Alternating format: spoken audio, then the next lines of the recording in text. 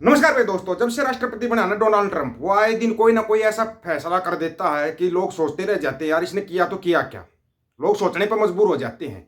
और फिर दूसरी बात, जब वो राष्ट्रपति पद का प्रचार कर रहा था, राष्ट्रपति, तो उस टाइम पर तो ये लग रहा था भाई वो हार जाएंगे, दूसरे जीत जाएंगे, लेकिन कमला हैरिस जीत जाएगी।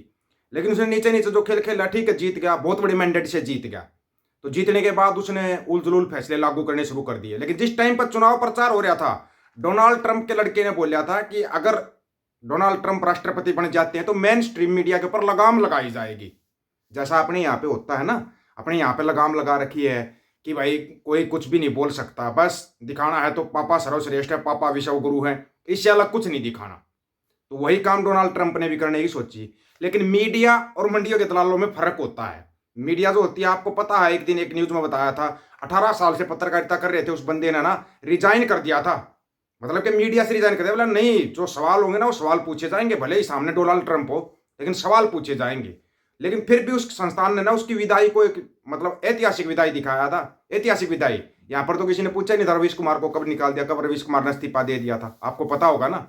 तो ऐसा ही किया ट्रंप ने। अभी जो 26 फरवरी थी ना, उसमें मीटिंग थी व्हाइट हाउस के अंदर, तो उसने कुछ मीडिया संस्थानों के ऊपर बैन लगा दिया। वो बैन इसलिए लगा दिया क्योंकि वो लोग सवाल पूछते थे, और वो सवाल ऐसे पूछते हैं जो डोनाल्ड ट्रंप को चुभ जाते हैं। अब चुभने वाले सवाल पूछने वालों से तो वो करेगा, लेकिन फिर जो उन पत्रकारों ने किया ना, वो अपने आप में एक इतिहास है। और मंडियों के दलाल अगर उसको देखेंगे ना, तो इनको तो चुल्लू भर पानी पहले ही ढूंढ लेना चाहिए।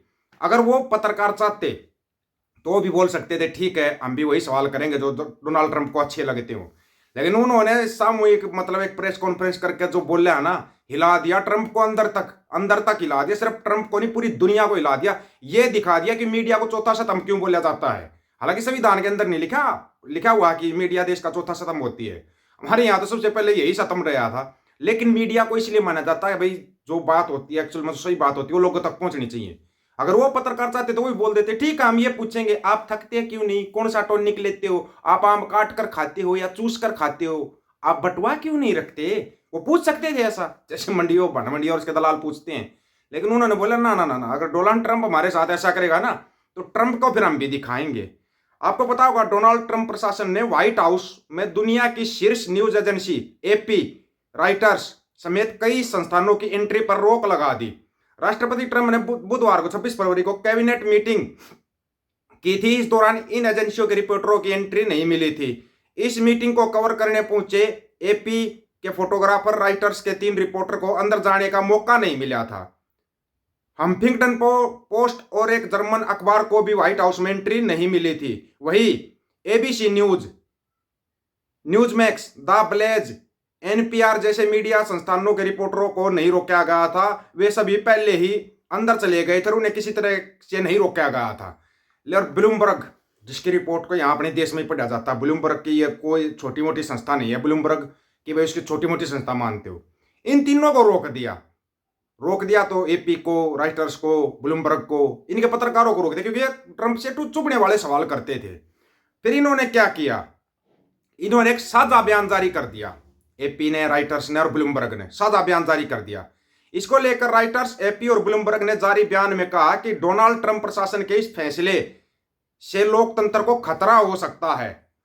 टीमों ने अपने साझा बयान में कहा, ब्लूमबर्ग, एपी और राइटर्स व्हाइट हाउस पुल में स्थायी तौर पर शामिल रहे हैं। हमने लंबे तौर पर इस बात का ध्यान रखा है कि दुनिया भर में लोगों के पास सटीक जानकारी पहुंचे। इसमें किसी तरह का राजनीतिक घालमेल ना रहे। पूरी दुनिया को लोग हमें पढ़ते हैं। स्थानीय स्तर पर तमाम मीडिया संस्थान हमारी ही वायर का प्रयोग करते रहे हैं। उन्होंने कहा कि लोकतंत्र में जनता के लिए यह जरूरी है कि उन्हें फ्री प्रेस माध्यम से सरकार के बारे में जानकारी मिलती रहे, ना कि वो जानकारी मिले जो पापा ने आज ये कर दिया, पापा विश्व गुरु बन गया, फलान हो गया, ढिमकान हो गया। और आगे भी कहा, इससे अभिव्यक्ति की आजादी के सिद्धांत को खतरा। तीनों संस्थानों ने आगे कहा, हमारा मानना है राष्ट्रपति से जुड़े कार्यक्रम पर मीडिया पर रोक लगाना गलत है। यह लोकतंत्र में अभिव्यक्ति की आजादी के सिद्धांत को खतरा है। इससे जनता, समुदाय, कारोबार, वैश्विक वित्तीय बाजारों के सामने आने वाली जानकारी बाधित होती है, जो सही जानकारी के लिए हम पर निर्भर हैं। गौरतलब है कि डोनाल्ड ट्रंप कई मीडिया संस्थानों पर सीधे तौर पर हमला बोलते रहते हैं। उन्होंने राष्ट्रपति बनने से पहले कहा था अगर वो राष्ट्रपति बनते हैं तो वो इनकी व्हाइट हाउस में एंट्री पर बैन लगाएंगे। इसी संबंध में और यह आदेश आया कि डोनाल्ड ट्रंप की पहली कैबिनेट मीटिंग को कवर करने आए ये तीनों एपी राइटर्स और ब्लूमबर्ग के पत्रकारों को रोक दिया गया। सिर्फ एक छोटा सा न्यूज में आया था और एक ऐप ने न्यूज की थी। व्हाइट हाउस के गेट पर वापस किए गए पत्रकार एंट्री पर लगाया प्रतिबंध। ट्रंप के इस फैसले पर मीडिया संस्थानों ने कर दिया बवाल। अगर यही सब हमारे यहाँ पे होता, हमारे यहाँ पर पिछले 11 साल से एक भी प्रेस कॉन्फ्रेंस नहीं की है। वो तो डोनाल्ड ट्रंप ने पता नहीं कैसे बुलाया, जा खाना खाने के लिए बुलाया और प्रेस कॉन्फ्रेंस में बिठा दिया। और वहां पर जब पहला ही सवाल पूछ लिया कि आप यहाँ पर अडानी को बचाने आए हो क्या, वहीं सांस ऊपर का ऊपर हो गया था, नीचे का नीचे हो गया था। ये होती है पत्रकारिता, इसको कहते हैं पत्रकारिता। आप आम काट कर खाते या चूस कर, इसको बोलते पतड़ चाटता, पतड़ चाट बोलते इसको, जूते चाटना, तलवे चाटना बोलते हैं इसको। लंका लगी पड़ी है देश की, लेकिन हिम्मत नहीं किसी के अंदर। भले ही डोनाल्ड ट्रंप ना बहुत बड़े मैंडेट से जीत के आया है, लेकिन वहां की मीडिया दबने वाली नहीं है। और एपी राइटर्स और ब्लूमबर्ग ये दब जाएंगे, ये तो भूल जाएगा, ट्रंप भूल जाएगा। नहीं तो ना वो फिर ऐसी न्यूज बनाएंगे जिंदगी भर याद रखेंगे। और पत्रकार है ना बहुत अच्छे तरीके से न्यूज बनाना जानते हैं, क्योंकि वो न्यूज बना देंगे। और ट्रंप को ही पता है कि तेरे को अंदर तक हिलाने की ताकत अगर किसी है ना, कलम की जो पावर होती है ना, वो सबसे बड़ी ताकत होती है। लेकिन यहाँ पर लोगों को पता नहीं, तलवे चाटने से फुर्सत नहीं मिलती। आएगा पापा, करे ये करेगा पापा, वाह लुकवादी पापा, ये क्यों नहीं बताते, दुनिया भर में बेइज्जती करवा ली पापा, डॉलर 100 के पार चला गया पापा। कोई सवाल करता है क्या? डॉलर 2 रुपये बढ़ा था ना, 2 रुपये डॉलर बढ़ा था। सड़कों के ऊपर तांडव नृत्य किया था लोगों ने, बीजेपी ने किया था पूरी ने तांडव नृत्य। रुपया उसी देश का गिरता जिस देश की सरकार गिरी हुई होती है। ये शब्द खुद प्रधानमंत्री मोदी साहब के हैं, मोदी साहब के शब्द। अब क्यों नहीं कहते रुपया उसी देश का गिर रहा जिस देश की सरकार गिरी हुई है? कहाँ है यहाँ की मीडिया? मीडिया यहाँ होती तो फिर बात ही क्या थी। फिर हमारे जैसे क्यों यूट्यूब के ऊपर चैनल बनाकर आपको कुछ बताते? क्यों चैनल बनाना पड़ता हमारे को?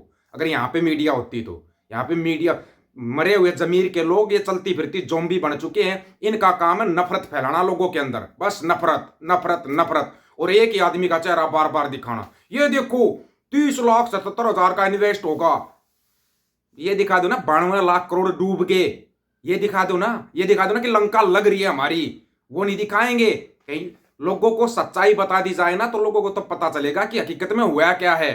लेकिन यहाँ पे ये लोग ऐसी चीज सुनना ही नहीं चाहते। समस्या ये है ना, इनको चाहिए गोबर कहाँ उपलब्ध होगा, मूत्र कहाँ उपलब्ध होगा, गोबर मूत्र का जो संगम है उसमें कैसे डुबकी लगानी है इनको, वो इनको अच्छा लगता है, वो अच्छा लगता है इनको।